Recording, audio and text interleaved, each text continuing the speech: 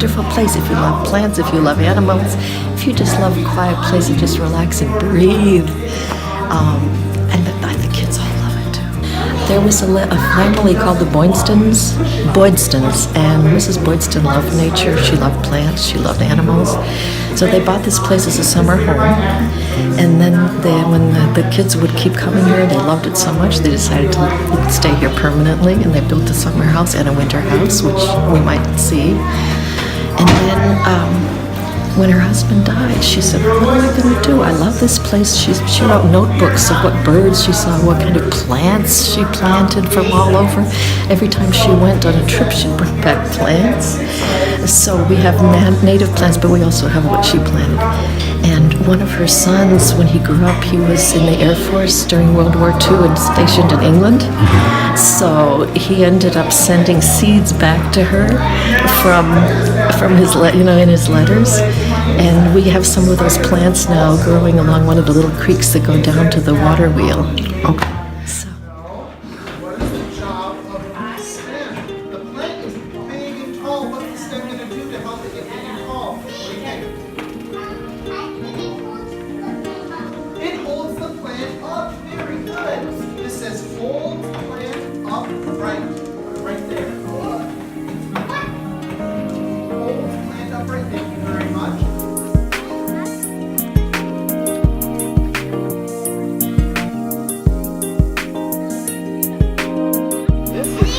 To a plant called sassafras, and but it's not sassafras. It is a plant called spice bush, and can we smell it? Yes, you can smell it. I broke the twig. How do you know, Aubrey? If you can't listen, you're not going to put your hands in things. So this is an oak tree here, and it's got this lichen growing on it. And the age of the lichen, it grows.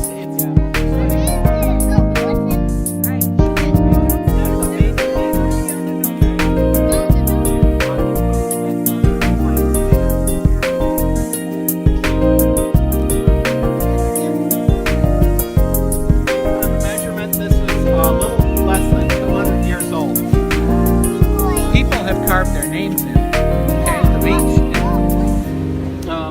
Probably looking for food behind wings, and so it's real distinctive looking. Over 105 acres because they keep adding little bits to it.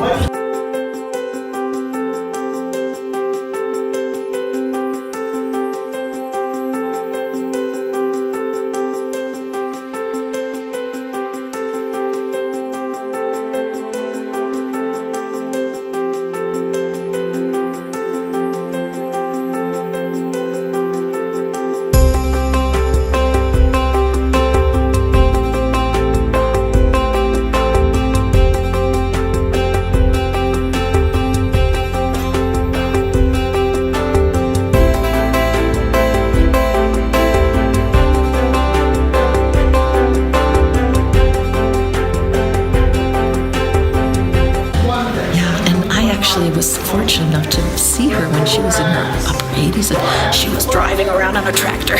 And then she and her friends got together and they decided, what are we going to do with this place? It's just such a treasure. So she didn't want to just sell the land. So she ended up passing it along so the public could enjoy it, with the proviso that she could stay and live in the property until she died. And we still have all her notebooks and everything in the library. Yeah.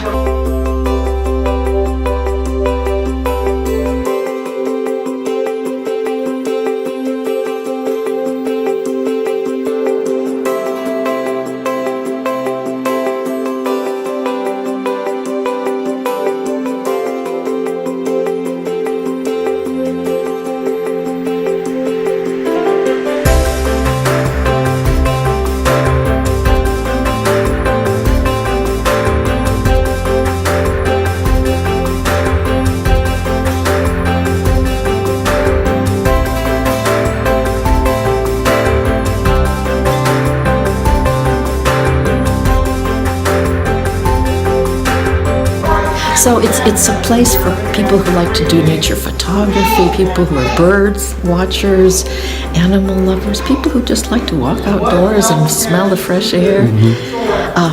Artists come here to work, and sometimes you'll see some statues in the different areas.